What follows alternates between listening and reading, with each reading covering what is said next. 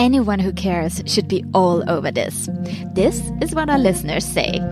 Recorded in Hong Kong and presented by Regina Larco, yeah, that's me, Hashtag Impact Podcast interviews people making a social impact with their work. Our show wants to raise awareness for our guests' work with impact by giving them a platform to share their inspiring stories. From rooftops to cafes, from co-working spaces to a former army base. The places where we record represent the noise and contrasts of busy and buzzing Hong Kong, a place most of Hashtag Impact Podcast's guests call home. Real, honest and fun, our conversations with these brilliant changemakers will show you how you can make your own impact. Find us on iTunes, Spotify, Android and pretty much all podcast apps that are out there. Or simply head over to hashtagimpact.com to listen online and find lots of bonus material, as well as fun looks behind the scenes. Come back often, and if you like what you're hearing at Hashtag Impact Podcast, please tell your friends about it. Talk to you soon. This was such a long intro, and this is the most structured and scripted you will hear me speak during the whole evening. Because usually I don't speak like that. Like, who is this person? It's such an honor, can I say, to be podcasting here today. I can't believe it in front of real people. I'm so not used to this anymore. I'm a little bit nervous. And I want to say thank you to Rachel from Hong Kong Spoken Word Festival and Hong Kong Stories, one of my favorite Hong Kong podcasts, for actually putting in the work to bringing all us here together tonight. Thank you. And from the humble beginnings of a few years back when Rachel, I, and two other podcasters, I think it was, sat in an empty room for our first live podcast recording, I think it's so meaningful to be doing this here today in this crazy year with two so inspiring guests from dear Hong Kong. Aggie Lam, Oskar Valles. I actually don't want to introduce you. I want you to tell our audience here tonight and also our listeners that are now listening in what you are doing at Dear Hong Kong and what Dear Hong Kong, and may I show it to the audience to begin with, this beautiful book that you might have seen in bookstores across Hong Kong. What is inside this book? Because it's so much more than a book, isn't it? Oskar, do you want to tell us what this is all about? Sure. Thank you so much, Regina. For everybody to know, Regina is inside this book as well. It's one of the inspiring stories. So we're there, Hong Kong, this crazy idea that we had 2 years ago. We started documenting humanity in Hong Kong, all the nationalities in the world that live in Hong Kong and they have contributed to Hong Kong. So it's like a celebration of cultural diversity, and one of the beautiful things that Hong Kong has, we had no idea that what we were getting into. We don't have a background in journalism or photography or anything. But we started interviewing people, selecting the most inspiring person from every country, interviewing them and taking good portraits of them. So they're all in here, and we're super happy to be sharing with you guys today. And you told me about this idea. It was a few years back. I bumped into Oskar at an event, and then it was just this crazy idea that this Spaniard was telling me about. So I'm looking for all these people from all over the world. Do you know any people that are not like British or Australian or Canadian? Do you know any other nationalities? Please, there is a list. I remember you sent me this link from, it's a note, what is this called? You are collecting this on Notion. Plug for Notion. Maybe they want to sponsor our podcast.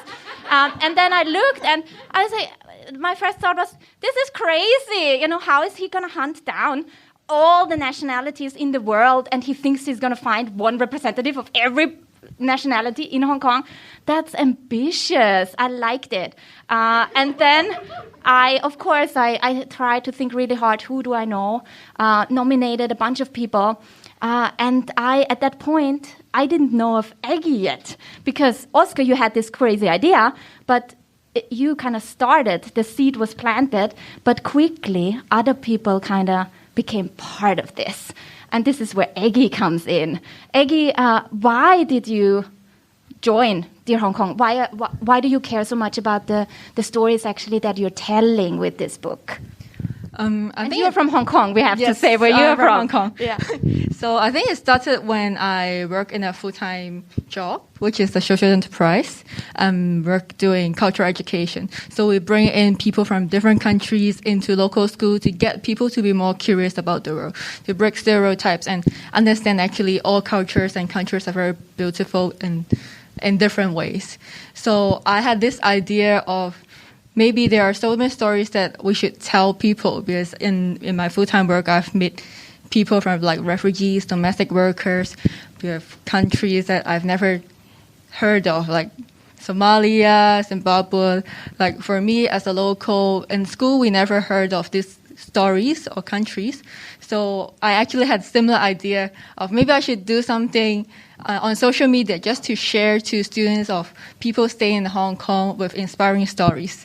Then I met Oskar. Should I share the story? Yes, I think it's the best story I ever heard. How the story of the two of you, So please share with us. Okay, so in my company, I am in charge of working on the database of the human resources. So there's one day I was looking through all the people in our database one by one, and I saw this guy called Oskar in the tracker. And then I asked my colleague, and I was like, who is this guy? And they were saying that, oh, this is just like an old uncle in Hong Kong trying to do some stories. But it's just an idea. Maybe we can talk to him. So then we had a meeting, and Oskar told me about his idea. And I said, oh, it's really interesting. Maybe I should join and be part of it. So then now we have been like 2 years already, and I have just published a book. Yep. Yeah, amazing. And I mean, let's look inside, and give them a round of applause for actually hunting down so many people. So how many people did you actually track down for this first edition? How many countries did you find? So we have in this volume, the first volume, we have 80 different nationalities.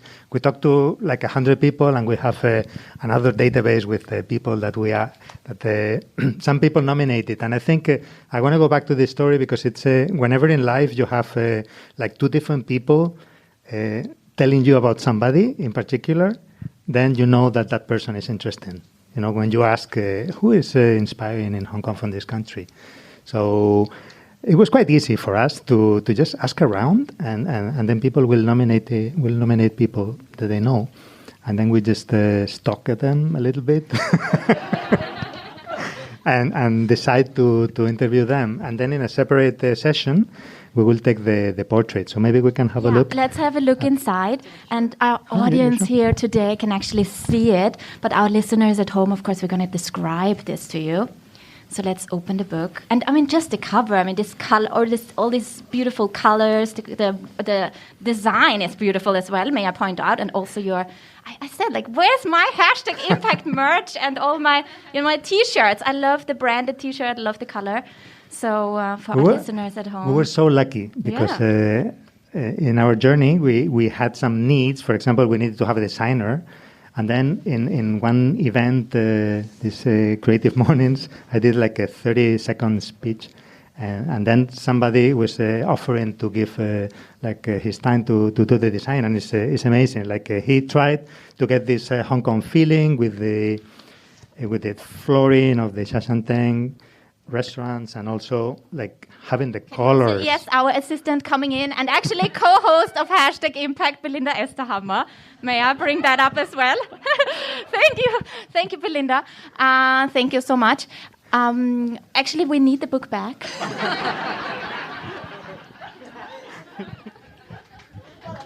Please applause for Belinda. This was amazing. And this was so not rehearsed, Belinda. Thank you for always surprising me as well. That was awesome. This, Yes. yeah, but maybe Aggie, can you help us stand up so that the people can see it as well? So let's tell the story of this particular picture. What can we see on that picture? Yeah, so this was one of the most beautiful photos we took. We worked with 10 different photographers. So actually this story is the story of Dr. Mike from the Philippines. He's a doctor, and he opens the Hong Kong University for domestic workers to have a class during the weekends. So we put all the class together. So it's like 100 of them. Super nice, so caring and super proud to be there, you know.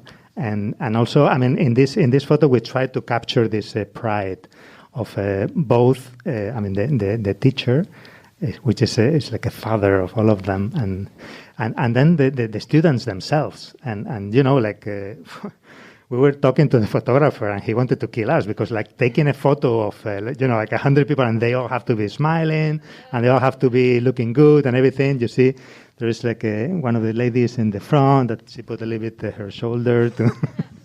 So it's and they give this message, right, of like we are more than what the people think we are. And we're trying to get this inspiration through like people across the book, like Regina, that have done amazing things for Hong Kong. And I think people should know about this. Local people should know about all of these stories. And I think this is also how it... Thank you so much, Rachel. Should we take it back? I'm happy to start. Thank you so much. That's what I think maybe you also didn't anticipate when you first had that crazy idea collecting these stories, but what it now has become, because what I understand that it has become from this beautiful book and art project to also an education project now as well. So that's what you're working on right now, right, Aggie? What do you want this to become now moving forward? Right now, we're actually working with some teachers and also training teachers to create an educational guidebook, so we can use this book as kind of a reference materials and some of the stories to bring it into schools. We also want to do exhibitions and also events just for people to talk to people from different countries and give them a chance and also a safe space for them to chat and have dialogues to understand each other. Yes, please, people in the audience, please share the word. That's very important for us. It's a social project. We're not earning anything during these 2 years, or any of the people in the team. We have like more than 50 volunteers. So everybody is working for this cause, no? To make Hong Kong a better place to be, a more inclusive society, a more tolerant society. So any help that you can give us, joining our team, or nominating somebody from an exotic country. We're still looking for some more people, or talk to your company and maybe to do an exhibition in the premises or anything. So yeah. It's an amazing success story, but people, of course, always want to hear what's going wrong and what was the big failure, a big epic fail where you were thinking like, oh my God, why have I even gotten myself into this? I can imagine like Rachel earlier this week, like, what am I doing organizing a crazy podcast festival? We want to hear the juicy bits now as well. We're gonna keep this among us. No one's gonna know, off the record. But what was something that was like hard about this, or that is hard right now? Well, one of the hardest things, I think Aggie agrees, is to try to get this inspiration, because you have like a 1 hour interview, usually in a coffee shop, just the two of us with the interviewee. Sometimes we have to do it online. But, the inspiration we would get during this interview, and we don't have a background in journalism. We try to do our best. But then trying to put it through, trying to put it in a story, because they're so small stories. So trying to get that was a big challenge, and also the tone of the interview. We chose to do it in first person, so it's the person speaking to the reader, but we wrote it. So just to get their agreement that was their voice, and that was what they wanted to say. So we had a lot of back and forth to see, okay, everybody feels comfortable with how people see you. And also with the photos, it's like, this is my best smile or something. We try to skip that. We try to actually like picture the person. Who is this person? What does this person care about? And be able to portray that in the photo. So that was also very, very difficult. But we were working with really talented photographers. Yes, I will agree with Oskar. In the interview, there's actually a lot of emotional moments. Like sometimes we kind of also cried at the same time when they share about their personal stories. So we really want to put across these emotions through the stories, but it's very challenging for us. Because for us with no background, we took quite a long time in the project to think of what's the way to describe or portray the story and get the audience, when they read it, they understand the emotions from the stories. I keep looking at like over my shoulder here because I know that at some point there's going to be someone showing me a mean number. Okay, then I still can ask. Then we still have time. Thank goodness.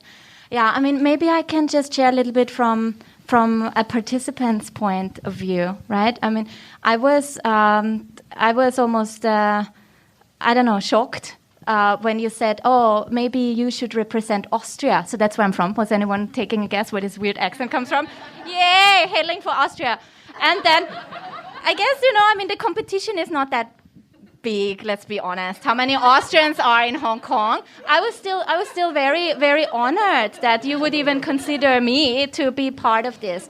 And I also thought like you did such an amazing job. What you just shared, like this challenge of you putting words in my mouth, right, and in the people's mouth, and you choose a picture that I wouldn't have chosen. Like, to be honest, like I also probably didn't see myself in that picture as much as you saw it. But now, can I just say, now I'm so glad you saw me. Does that sound weird? Now I'm getting all emotional. But now I feel this is actually more me, and maybe the way I think other people should perceive me is actually not how I really am, right? And I'm really getting emotional, and I didn't plan that at all. But that's something, I think, a gift you gave for all the people that you allowed to share their story. But I think also a gift that can inspire then others as well to also reflect upon their own story, because that brings me to Hong Kong stories. Everyone has a story to share, right? And I would, love to hear even more of yours, right? So maybe as we are coming to the end of our podcast today as well, can you, what is your why in this? Why do you keep showing up for this project without any pay, right? No one pays you for this. You have to put so many hours in, but you still do it. Why? I think that's a very good question. I think we were driven by this inspiration that all of the heroes, we call them heroes, we call you a hero as well, in the book, all the interviewees. And I think one commonality I came to realize that almost everybody in this book is tapping into who they really are, what the magic is, and then they shine. And we can see in your podcast, like the way you are doing things, it's like that's you. That's your inner child dancing when you present some things in your podcast, and I think for me it's like after working in a corporate world, I was trying to do that as well, to try to find who I really am and the things that I enjoy doing. And 3 minutes.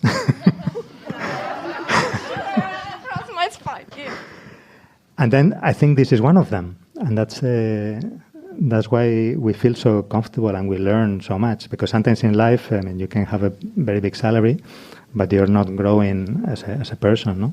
So even if we are not getting paid, we are growing so much, and we're learning so much from everybody we work with, the heroes, the angels, that's how we call our volunteers, and actually the whole city of Hong Kong. So we're discovering a lot of things of what to be a Hong Konger is. And why people come here and they feel comfortable in this city. Aggie, do you wanna tell people how they can find you? Like, where do they find you? Tell us your website. Where can they buy it? People across Hong Kong, please buy it in your local store and support this amazing initiative. Where should they go when they want to reach out to you and get involved? Okay, our shop is shop.dearhongkong.org. And our Instagram is Dear Hong Kong. Basically, just type Dear Hong Kong and you will find us. That's amazing. And of course, all of our guests and our regular listeners know that. Have to go through the quick fire round before I let you go. Yeah, quick fire round! We still got a minute. Making an impact means.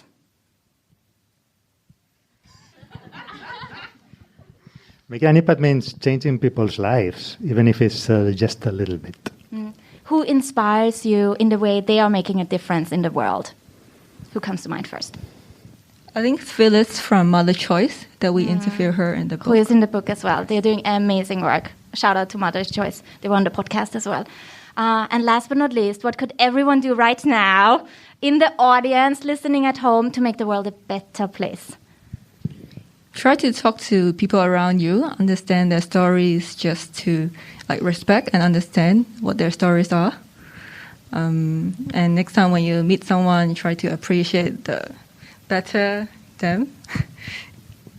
Thank you. I think this is a beautiful call to action. Let's just do that. Yeah. Thank you so much for doing this with me tonight. Thank you. Thank you all for being awesome.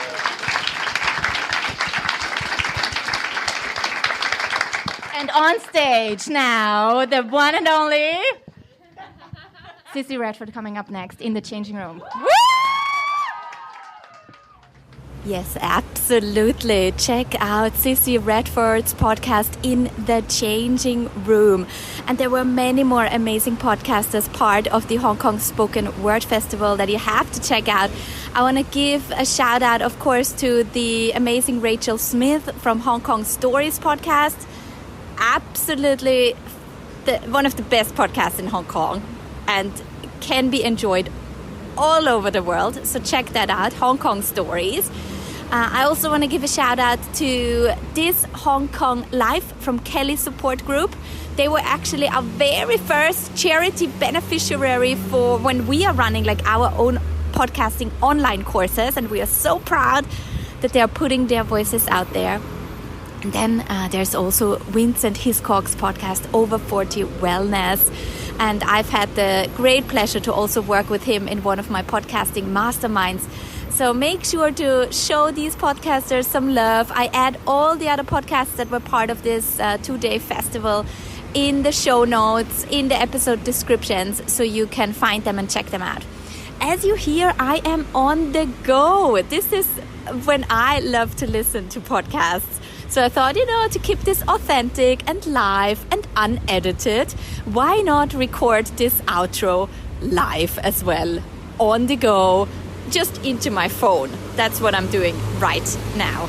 So really, I think a lot of people, when they think about starting a podcast, they think about equipment and tech and all these things that you might need to start a podcast. If you have a phone, you're good to go. Yeah, actually, you're good to go. And if you want to learn about how to start a podcast and learn from other successful podcasters, how they are running their shows and how they make it worth their time and effort that they're putting into their productions, then please join me for an upcoming workshop, a free workshop you can check out at #impact.com/workshop, where I am filling you in on all the tips and tricks, what you need to know to start your own impactful podcast. Last but not least, and I know I shared many links now, but the one, of course, that you have to check out is the Dear Hong Kong site. Check out dearhongkong.org. They are amazing. Follow their work. And if you are here in Hong Kong, then you're actually really lucky because they are doing a exhibition at the Hong Kong Cultural Center in TST on the 17th and 18th of July, where you can see some of the portraits that are featured in their beautiful book. So make sure to check that out. if you are maybe working with a school here in Hong Kong, then definitely make sure to get in touch with the Dear Hong Kong team. They want to bring this, this vision that they have for cultural diversity, inclusion. They want to bring this to schools here in Hong Kong to work with the next generation.